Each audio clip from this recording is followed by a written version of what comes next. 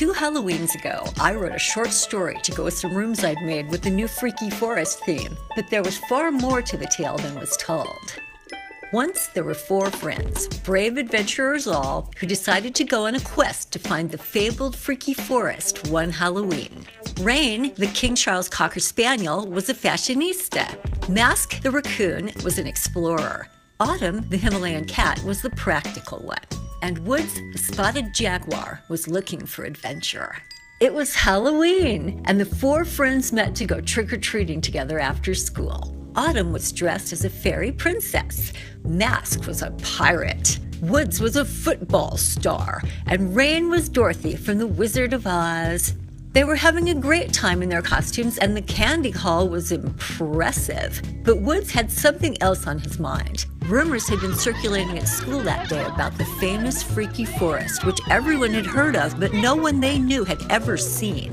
It was a remote, wild area of the forest where fabulous parties were said to take place every year on Halloween night. Some of the kids had bragged about all the crazy things they'd do if they ever found the Freaky Forest, but no one had ever really tried, because the truth was, the forest was haunted. Woods had thought about this all day and hatched a plan. This year, I want to do something different. He told the others. Something adventurous. I think we should go on a quest to find the Freaky Forest. The friends talked it over and agreed that this was just the adventure they needed to make this Halloween the best ever. Woods, Autumn, Mask, and Rain walked out of town through the woods and fields to the entrance to the Wild Wood. It was here that Woods planned for them to begin the quest. The Wild Wood was a tangled patch of forest with an eccentric reputation. Rain felt a shiver run down her back as she stepped through the opening in the old stone wall. The stone owl guardians stared silently as they passed. Autumn bravely took the lead. Mask, who was familiar with this part of the forest, told her to cross the creek. When she stepped onto the vine-covered old bridge, the lamps flickered on eerily and startled everyone.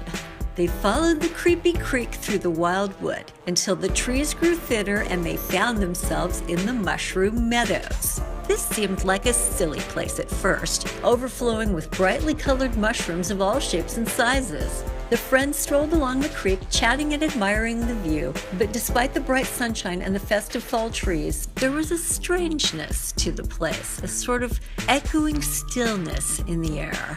The conversation stalled, and they went on in silence. The quiet was deafening, Mask would say later. Rain sat down for a moment beside a small pond and gazed at her reflection in the still water. She leaned closer to get a clearer look, staring deeper and leaning closer until Wood's shout roused her just in time to keep her from falling in.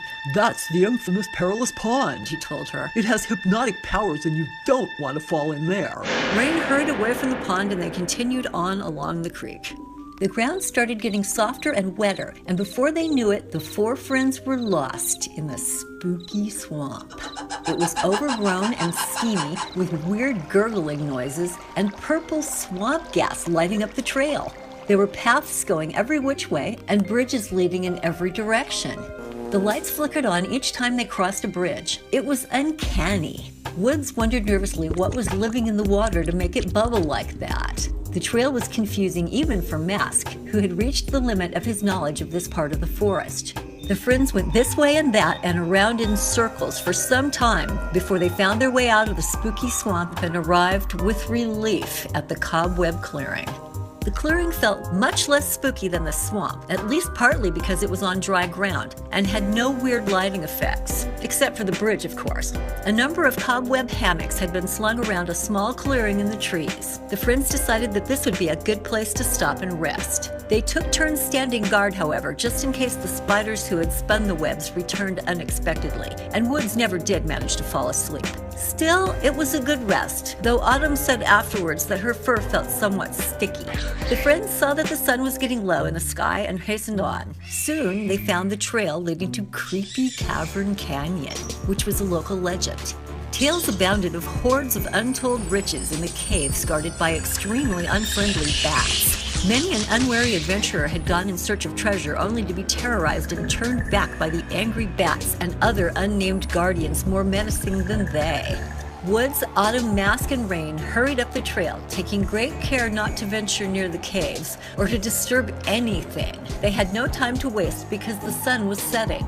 As twilight fell, they pressed on until they finally emerged from the canyon and saw before them the lights of the houses of the freaky forest, with trick or treat in full swing. At last, they had arrived.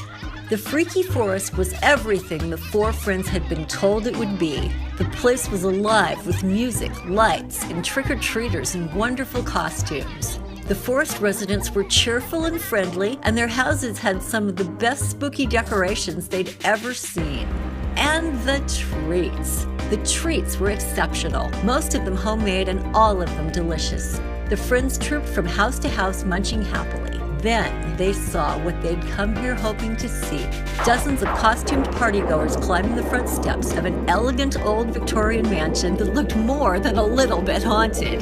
They joined the throng and entered the party house. And what a party it was! Everyone there was having a marvelous time. There were cool, spooky music and fun party games. The food was even more delicious than the treats they'd collected in the forest. The house itself looked wonderfully haunted and was filled with an array of special effects. I wonder how they do that, thought Autumn, as she admired the lightning flashing through the windows and the portrait whose eyes followed her as she moved about the room. The four friends agreed that the quest for the freaky forest had been a spectacular success, and that this had indeed been the best Halloween ever.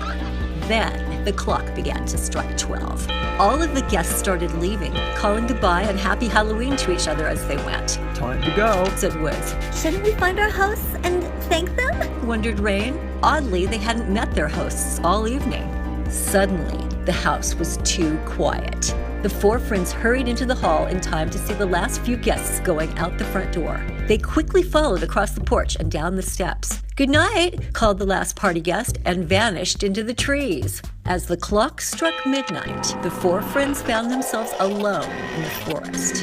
They turned to look at the party house and gasped. The stately Victorian mansion that they had just been inside looked completely derelict, in ruins. Most of the roof was missing, and the house looked like it was about to collapse. It was almost as if 100 years had passed since they went inside. The four friends stared at each other in dismay. "How is that even possible?" demanded Autumn. "This place is giving me the creeps," said Rain. The forest was dark. All of the friendly lights had gone out, and they couldn't see any of the houses. Even the forest itself seemed different. Mask turned to Woods and said, "So, how do we get home?" Woods looked uncomfortable. I thought we'd just go back the way we came, he said slowly. "But which way is that?" Rain asked. "We're lost."